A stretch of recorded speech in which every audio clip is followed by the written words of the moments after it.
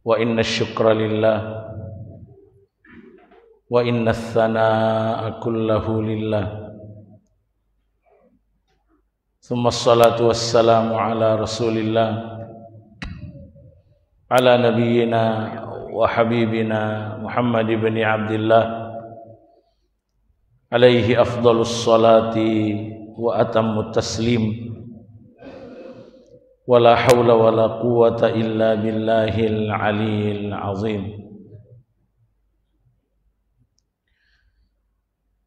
Allahumma ati nufusana taqwaha wa zakkiha anta khairu man zakkaha anta waliyuha wa maulaha.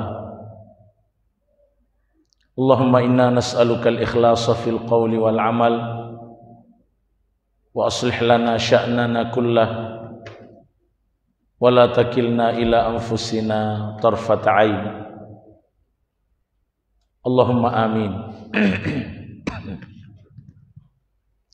Amma ba'd, para jamaah peserta pengajian yang semoga dirahmati dan dimuliakan semua oleh Allah tabaraka wa taala. Alhamdulillah, kita memuji dan bersyukur kepada Allah tabaraka wa taala atas segala nikmat yang dilimpahkan kepada kita semua, terutama sekali nikmat iman, nikmat hidayah, sehingga dapatlah kita hadir kembali di masjid Allah yang mulia ini untuk menunaikan ibadah mulia kepadanya. Teriring doa semoga Allah menerima ibadah-ibadah kita ini dan memberatkan timbangan kebaikan kita di hari akhirat kelak. Salawat dan salam tak lupa selalu kita ucapkan dan kita perbanyak untuk pemimpin agung kita, kekasih termulia kita, teladan terbaik kita, Nabi kita, Nabi Muhammad sallallahu alaihi wasallam, beserta segenap keluarga dan sahabat beliau dan umat beliau sampai dunia kiamat. Jamaah yang semoga dirahmati oleh Allah,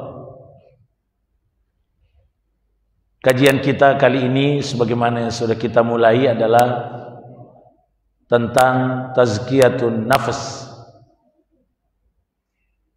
pensucian jiwa.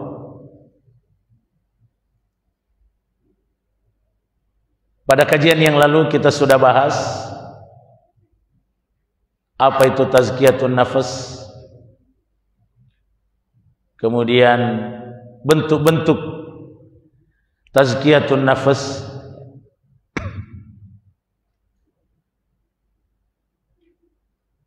kita sudah bahas bahwa ada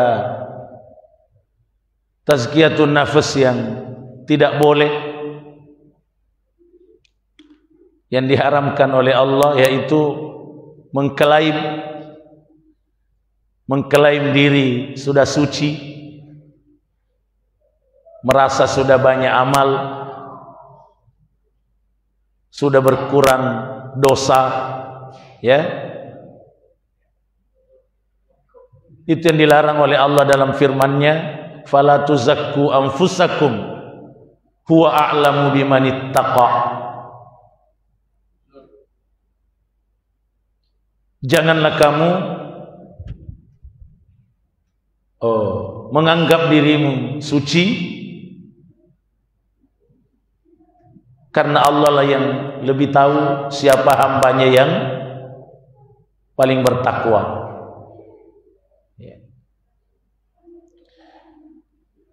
Kemudian para jamaah sekalian, tazkiyatun nafs yang masyru' dan ini yang harus kita lakukan adalah mengerjakan perintah Allah dan Rasul-Nya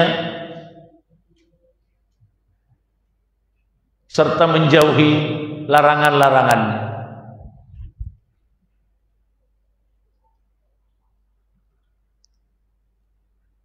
Kemudian kita sudah mempelajari bahwa mengerjakan perintah Allah dalam rangka tazkiyatun nafas itu terkait dengan pembuktian iman. Dalam hal ini pembuktian iman itu mencakup 3 perkara dalam diri kita. Sebagaimana iman itu didefinisikan oleh para ulama kita,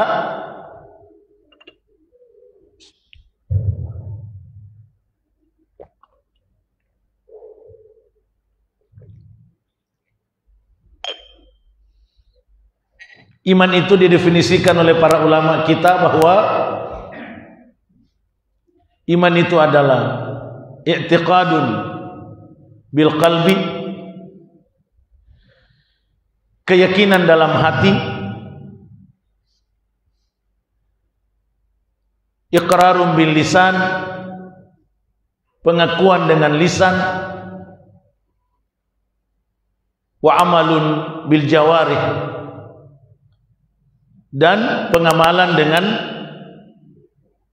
anggota tubuh.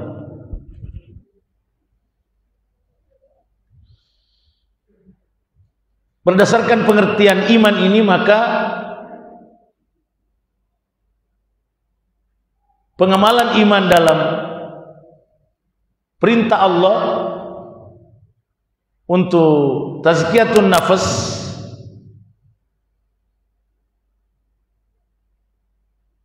itu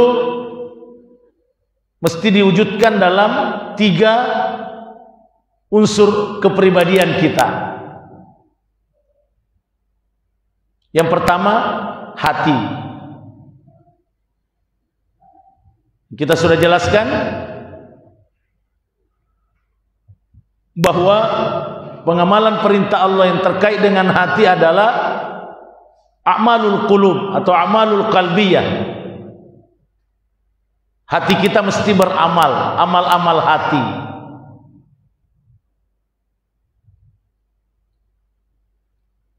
Seperti mengucapkan dalam hati, saya yakin, saya ikhlas, saya syukur, saya sabar, saya cinta pada Allah, saya takut pada Allah, saya berharap kepada Allah, ya, saya rindu masuk surga, saya bahagia dengan amalku, saya taubat kepada Allah, saya tawakal kepada Allah semata. Itu diucapkan dengan hati, amal hati. Itulah bentuk tazkiyatun nafas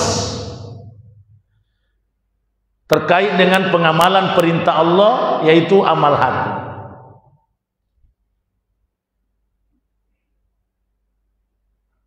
Selanjutnya para jamaah sekalian,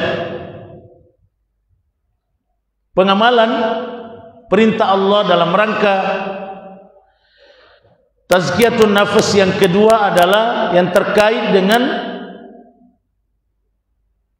pengamalan anggota tubuh kita.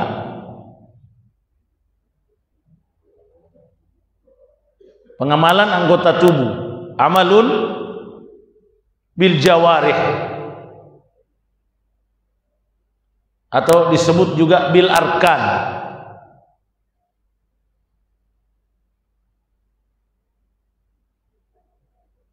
Pengamalan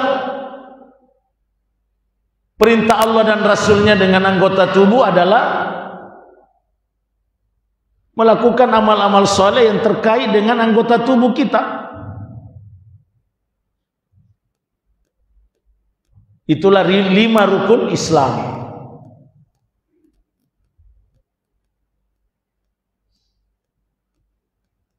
Ya, salat, puasa, zakat, haji, umrah,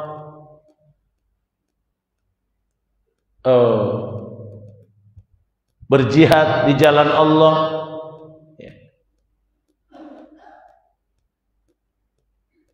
beramar ma'ruf, bernahi mungkar yang terkait dengan anggota tubuh, berbakti kepada kedua orang tua dalam bentuk tenaga, dilakukan oleh fisik anggota tubuh kita. Itulah pengamalan perintah Allah terkait dengan anggota tubuh, dan itulah yang merupakan salah satu bentuk tazkiyatun nafas.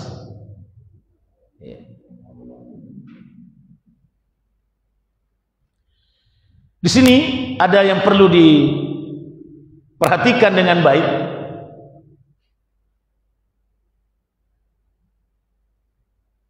Ada kalangan dalam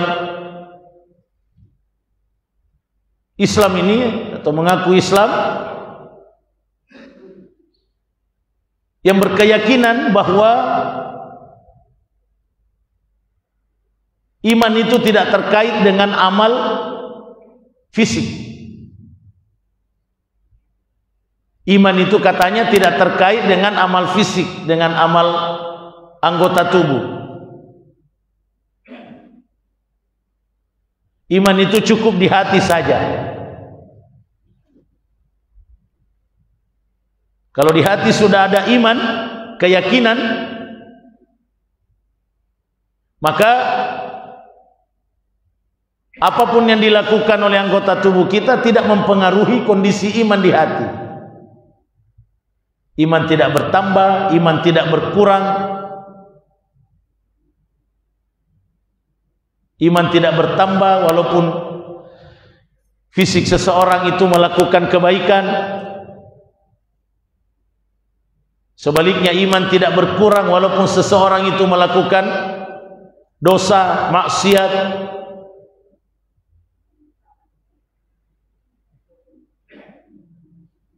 Itu pendapat atau akidah golongan yang disebut Murji'ah. Satu aliran yang mengaku Islam tapi sesat, Murji'ah. Yang benar adalah amal fisik berpengaruh terhadap iman dalam hati.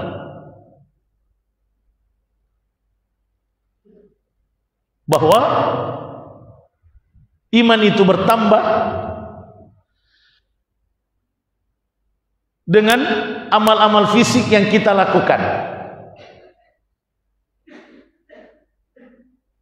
Kebaikan-kebaikan yang dilakukan oleh anggota tubuh kita, iman bertambah. Dan sebaliknya, iman itu berkurang dengan dosa dan maksiat yang dilakukan oleh anggota tubuh kita.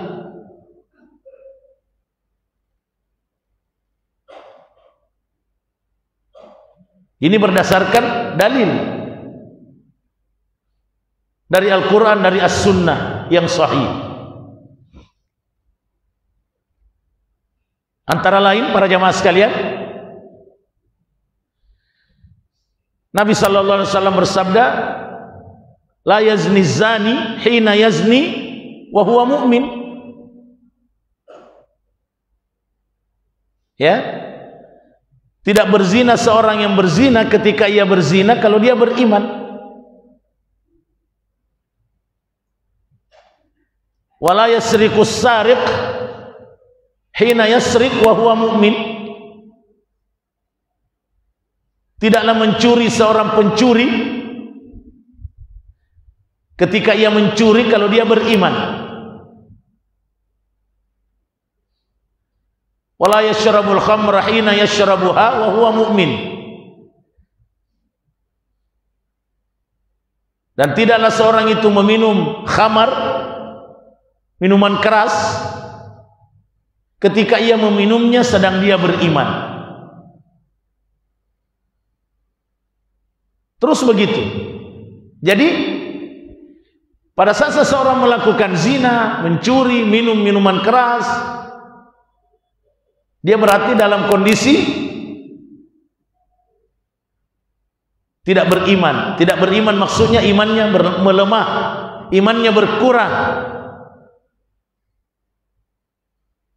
Itu dalil. Terkait dengan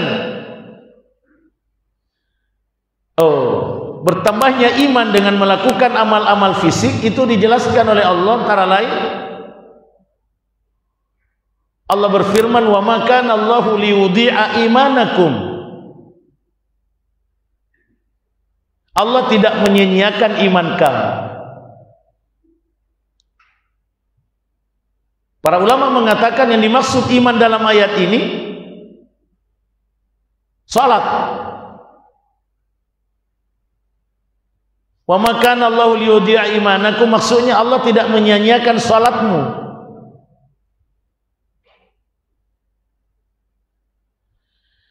Dari mana dipahami bahwa yang Allah maksudkan iman dalam ayat ini adalah salat? Dilihat dari sebab turunnya ini ayat. Sabab nuzulnya ini ayat.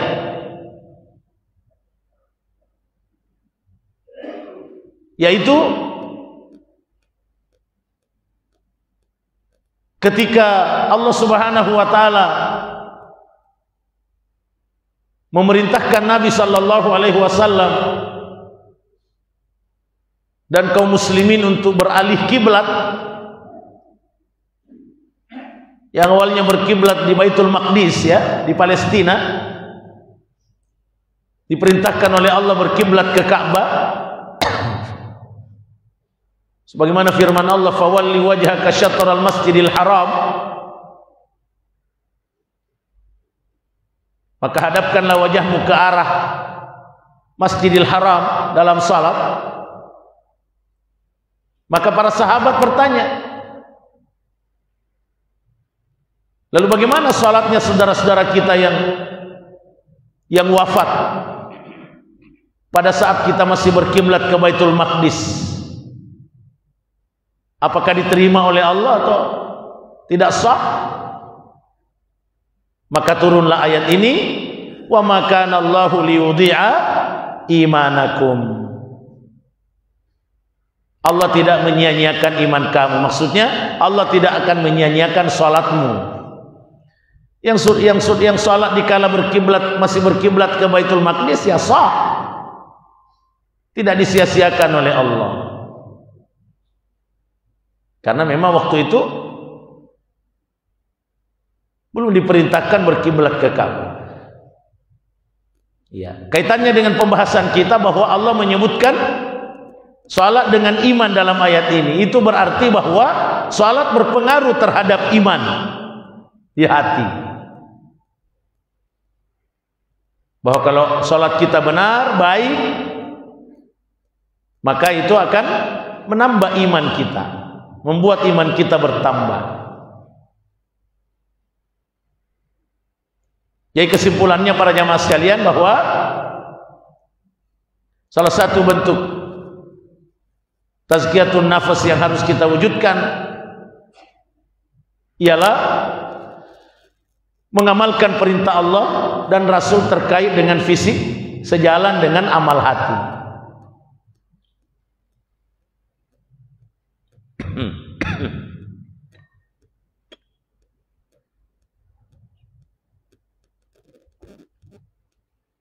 Selanjutnya, cakupan yang ketiga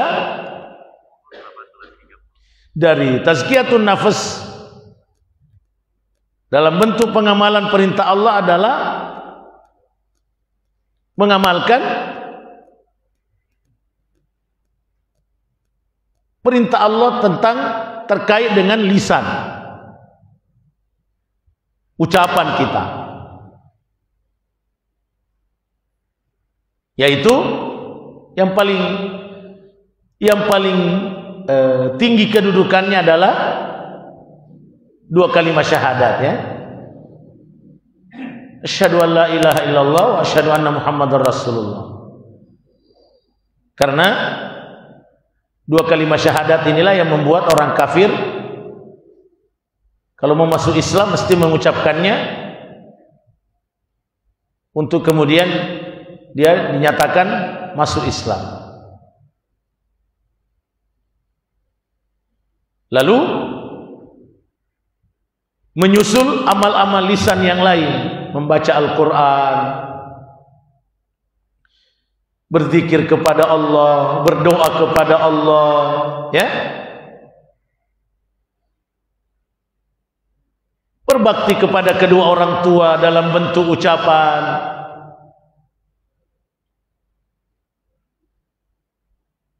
berdakwah, mengajak orang pada kebaikan, mencegah dari kemungkaran, amal-amal lisan, amal-amal lisan kita. Itu adalah pengamalan tazkiyatun nafas dalam bentuk lisan. Kemudian dalam waktu yang sama kita mesti menjauhi semua larangan Allah dan Rasulnya. Jadi tazkiyatun nafas itu tidak cukup dengan mengamalkan perintah, tapi harus juga menjauhi larangan Allah.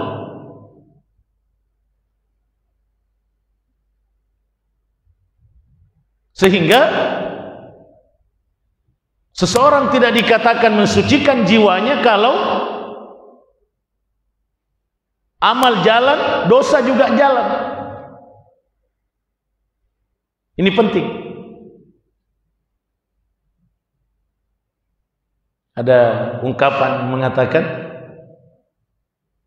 kalau dia di masjid menangis-nangis, menangis-nangis salat, menangis-nangis berzikir, setelah keluar di masjid berapa banyak orang yang dia kasih menangis karena dia zalim. Sila ada teri di dalam masjid ke masjid, si senam masuk pula di masjid, si agak tahu kan atau nafateri nasabak nazalimi. Nah, ini tidak benar. Ini tidak benar. Tidak dinilai mentazkiyah dirinya. Kalau amal jalan, dosa juga jalan. Perintah dikerja, larangan juga dikerja. Tidak.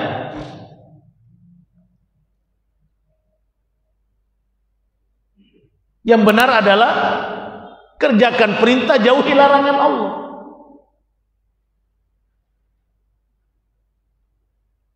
Allah Subhanahu wa taala berfirman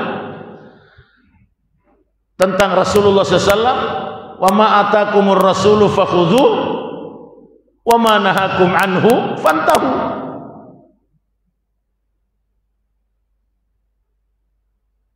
Apa yang diperintahkan oleh Rasul kepadamu kerjakan, dan apa yang Rasul larang kamu darinya tinggalkan, jauhi.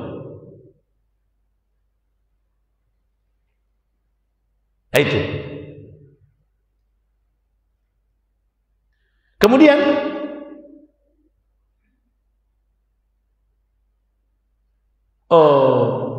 para ulama menyebutkan bahwa tazkiyatun nafas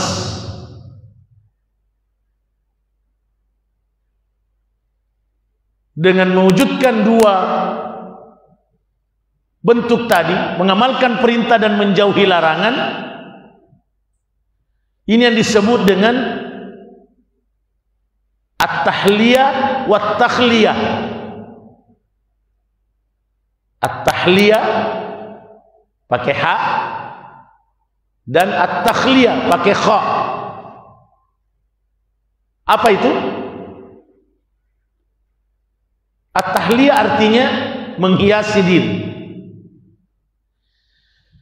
Menghiasi diri dengan mengamalkan perintah Allah. Ya. Memenuhi hati jiwa dengan mengamalkan perintah Allah.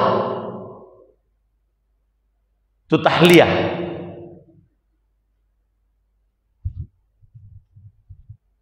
Tapi harus juga melakukan yang disebut at-takhliyah. Apa itu at-takhliyah? Mengosongkan jiwa dari sifat kotor, mengosongkan jiwa dari dosa, dari larangan. Jangan melakukan larangan Allah dan Rasul. Itu mesti dilakukan dua-duanya,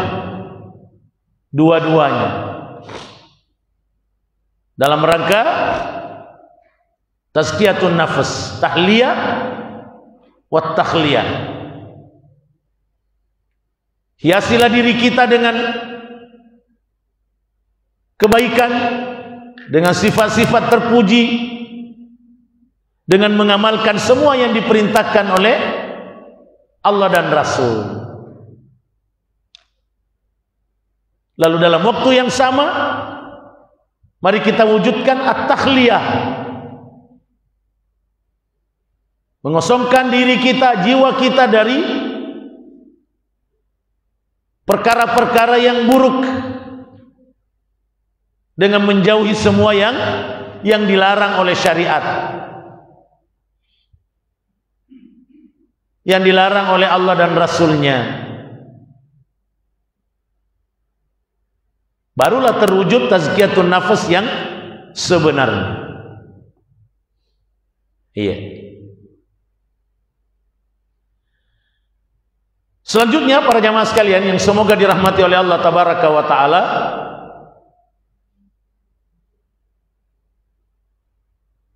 terkait dengan hukumnya, hukum tazkiyatun nafs, maka para ulama menjelaskannya bahwa tazkiyatun nafs itu terkait dengan pengamalan perintah,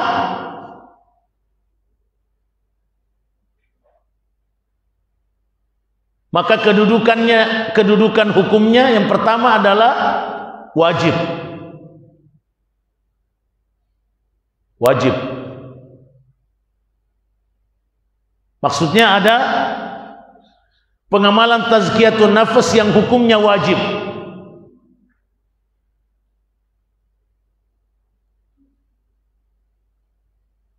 Apa itu wajib? Kalau dikerjakan dengan ikhlas berpahala, tapi kalau tidak dikerjakan berdosa.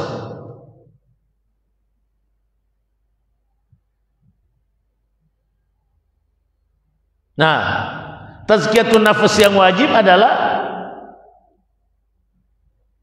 mengamalkan perintah Allah yang hukumnya wajib, mengamalkan ajaran Islam yang hukumnya wajib. Salat 5 waktu, puasa Ramadan, haji ketika mampu ke sana, menutup aurat, berzakat, kewajiban-kewajiban dalam Islam.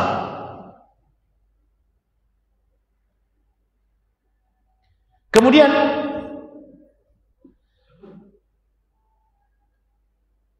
ada tazkiyatun nafs yang hukumnya mustahab, sunnat.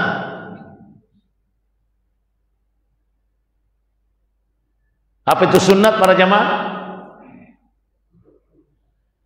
Kalau dikerjakan dengan ikhlas berpahala, kalau ditinggalkan rugi.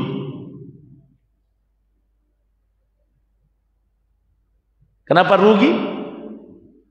Tidak berpahala. Walaupun tidak berdosa juga.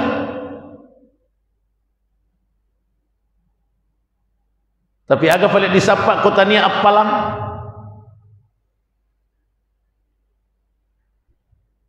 Jadi jangan kita memandang enteng sesuatu yang sifatnya sunnat hanya karena selalu mengingat tidak berdosa jikalau tidak dikerja. Itu salah.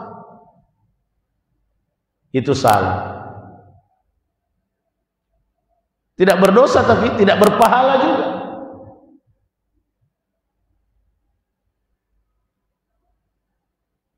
Apakah amal-amal wajib kita sudah kita pastikan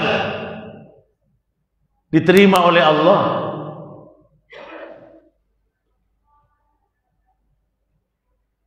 Apakah kita memastikan bahwa amal-amal wajib kita itu sudah sempurna?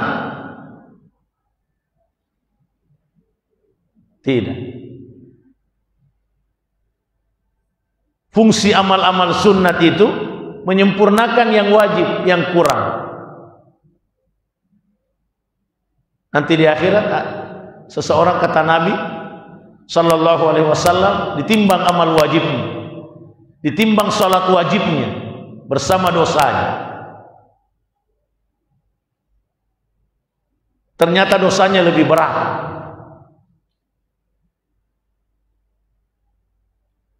Maka malaikat diperintahkan oleh Allah, cari adakah salat sunatnya ini orang.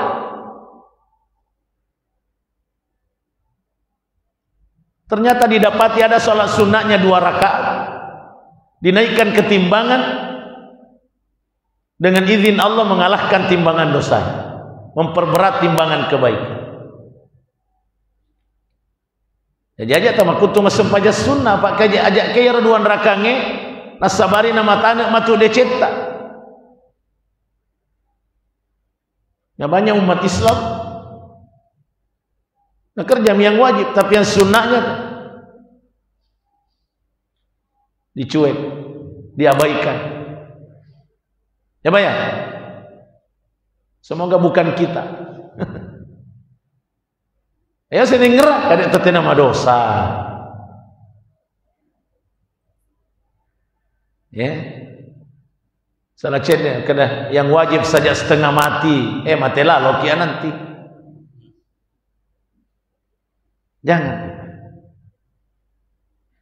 Yang keabaikan yang sunnah. Memang tidak boleh yang sunat lebih diutamakan dari yang wajib, tidak boleh. Tetap yang wajib dulu baru yang sunat. Akan tetapi jangan meremehkan. Jangan meremehkan.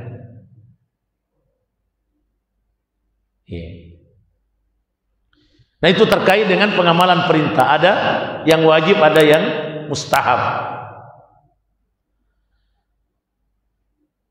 Terkait dengan larangan Allah yang mesti dijauhi untuk mensucikan hati, jiwa, ada namanya larangan haram. Larangan haram, yaitu sesuatu yang haram kalau ditinggalkan dengan ikhlas berpahala. Berpahala itu kalau ditinggalkan yang haram dengan ikhlas. Maksudnya kita berpeluang melakukan yang haram lalu kita tidak melakukannya, itu berpahala kalau ikhlas diniatkan. Sebagaimana kisah orang yang mau menzinahi sepupunya, ya, lalu sepupu perempuannya bernasihat, lalu dia tinggalkan karena takut kepada Allah, dipahala. Membuat doa orang itu diterima oleh Allah, kan begitu Pak. Jadi jangan dipahami bahwa kalau begitu cari peluang haram baru ditinggalkan, jangan. Jangan sengaja. Tapi kalau berhadapan dengan yang haram, tinggalkan karena Allah, berpahala.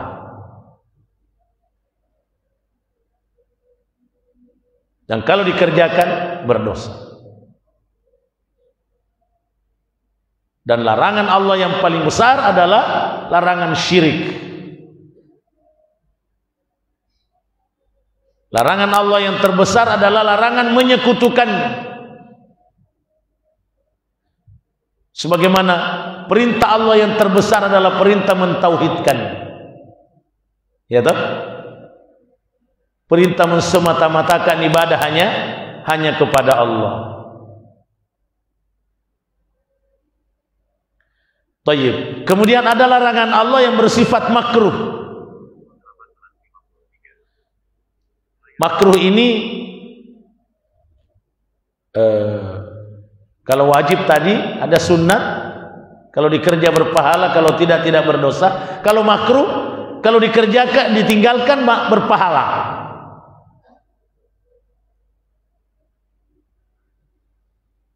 Kalau ditinggalkan dengan ikhlas berpahala. Kalau dikerja tidak berdosa. Untuk apa dikerja? Tidak ada pahalanya. Malah kalau ditinggal malah berpahala.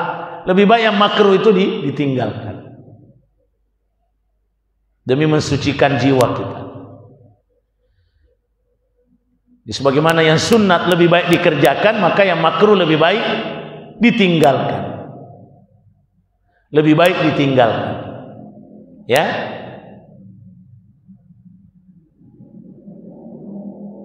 Apa contoh larangan makruh?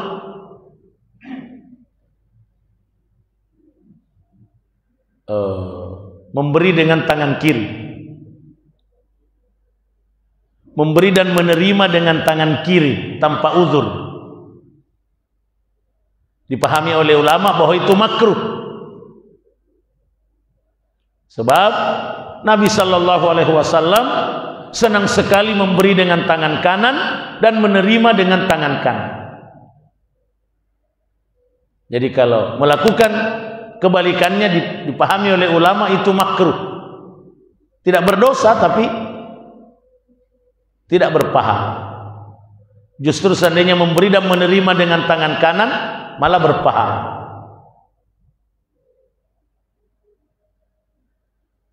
Iya.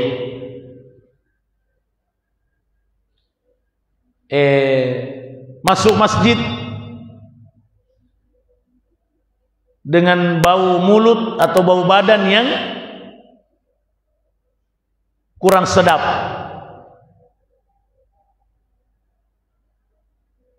Ini perlu.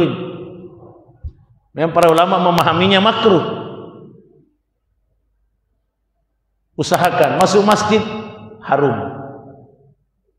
Yang masa bodoh, habis makan makanan yang beraroma kurang sedap, bertekad, bersihkan, hilangkan dulu. Yang disebut dalam hadis bawang, ya, bawang putih, bawang merah, semua yang berbau kurang sedap. Itu dalam rangka menjauhi yang makruh. Nah, ada satu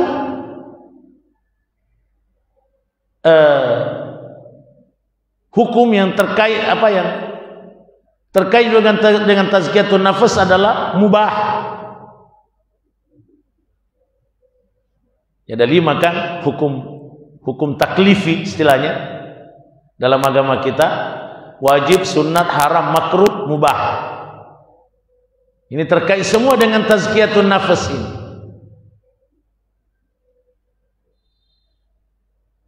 Apa itu mubah? Tadi disebut juga dengan halal. Semua perkara dunia yang tidak ada larangannya. Ya? Semua perkara-perkara dunia, makanan, minuman, kegiatan yang tidak ada larangannya. Maka itu berkedudukan sebagai mubah, halal.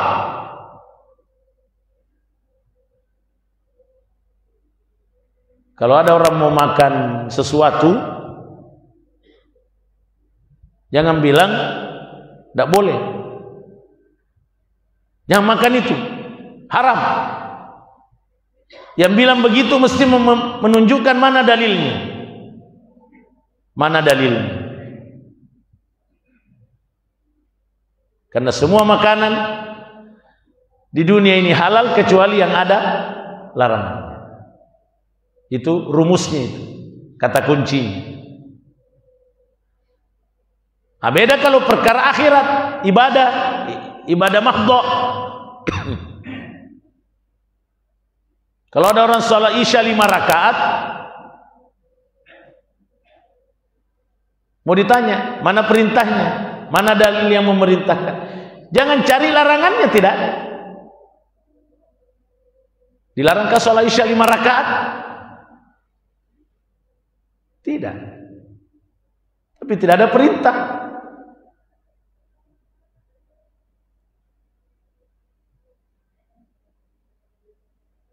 Kenapa kita tidak memutar salawat sebelum azan? Adakah larangannya? Tidak ada. Tapi memutar salawat sebelum azan itu apa? Ibadah atau dunia? Disepakati bahwa ibadah, karena menunjukkan dekatnya waktu. Nah, Nabi Shallallahu Alaihi Wasallam waktu mau mengumpulkan sahabat sholat berjamaah pertama kali, beliau musyawarah cara apa yang ditempuh. Kenapa Nabi tidak menyuruh sahabat untuk berteriak saja, bersalawat kepada beliau? Justru pada musyawarah itu ada sahabat yang diberi mimpi dengan lafaz-lafaz azan yang menjadi syariat itu. Kan begitu para jamaah sekalian. Jadi perkara mubah adalah perkara-perkara keduniaan yang tidak ada larangannya. Bagaimana perkara mubah ini? Kalau dikerjakan, maka tidak terkait dengan dosa dan pahala secara langsung. Kita makan malam, makan pagi, makan siang, makanan halal, terserah. Mau makan tidak berpahala, tidak makan juga tidak berdosa.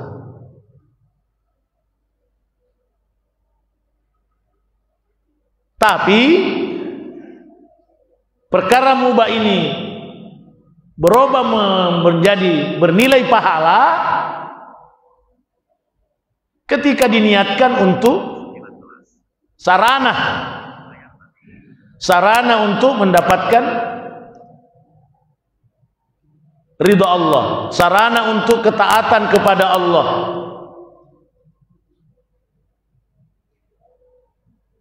Tidur lebih cepat setelah sholat Isya dengan niat untuk bangun qiyamul lail dengan segar karena Allah, berpahala tidurnya. Itu contoh.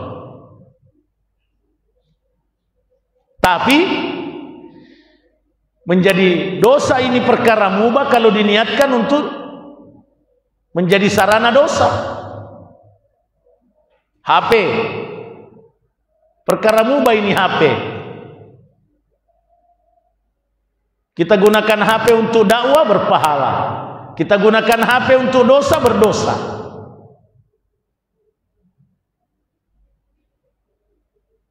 Ya, jadi itu contoh. Nah, begitulah keterkaitan antara 5 hukum Islam ini dengan tazkiyatun nafas. Yang terakhir dibahas oleh para ulama terkait dengan yang mana yang lebih mensucikan jiwa, melaksanakan perintah atau menjauhi larangan. Walaupun tadi sudah dijelaskan bahwa dua-duanya mesti dikerjakan, tetapi dibahas oleh para ulama ada yang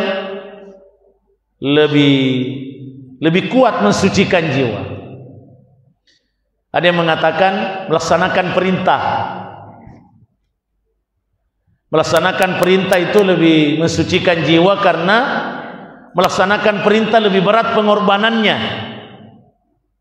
Lebih berat pengorbanannya, salat, puasa, haji, apalagi berjihad. Dibanding larangan, ya larangan. Tidak bekerja orang. Yang kedua,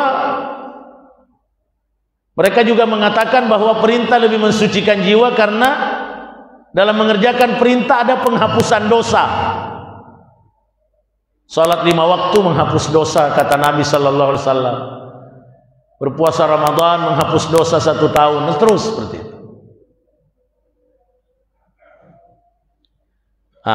Sebagian yang lain mengatakan tidak. Meninggalkan larangan itu lebih mensucikan jiwa. Karena jelas-jelas larangan, jelas-jelas kalau dilakukan berdosa. Dan ada hadis Nabi SAW bersabda, "Idza amartukum bi syai' fa'tu minhu mastata'tum." Apabila aku perintahkan kamu mengerjakan sesuatu, kerjakan sesuai kemampuan, semaksimal kemampuan. Wa idza nahaitukum anhu fajtanibu.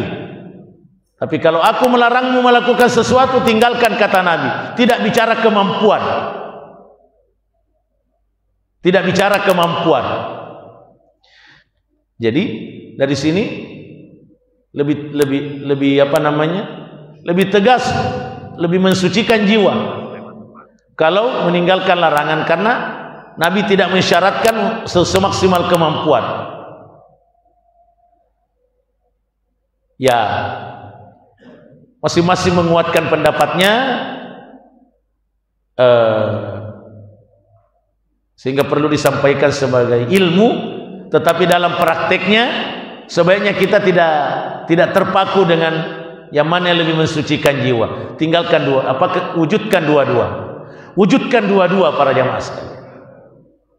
Sebagaimana yang kalau kita menghadapi yang wajib atau yang sunnah, jangan sengaja memandang enteng yang sunnah. Jangan sengaja memandang enteng yang sunnah. Begitu juga mana yang lebih mensucikan jiwa.